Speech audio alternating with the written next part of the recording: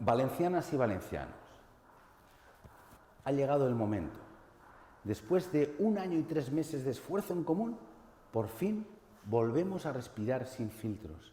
Después de 469 días de paciencia responsable, la mascarilla deja de ser obligatoria al aire libre. Este gesto, quitarnos la mascarilla, simboliza un gran avance, una pequeña victoria. Vuestra actitud ha convertido a la Comunidad Valenciana en un territorio seguro, el más seguro de España y una referencia europea. Ahora toca hacer otro gesto, no echar la mascarilla ni olvidarla, porque todavía no lo podemos hacer.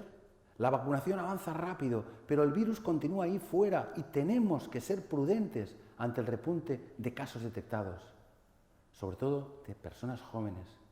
Ahora toca guardar la mascarilla en el bolsillo y utilizarla en interiores y cuando no podamos garantizar la distancia. Es muy sencillo. Si dudas, mascarilla. Si no hay ventilación, mascarilla. Si te sientes vulnerable, mascarilla. Hemos llegado al verano en una posición de esperanza. Estamos a la ofensiva frente a la pandemia. Ahora viene el verano, un tiempo de alegría responsable, de recuperación anímica que todos necesitamos. Así que disfrutad, mascarilla puesta o en el bolsillo. En cualquier caso, disfrutad y que corra el aire. Muchas gracias.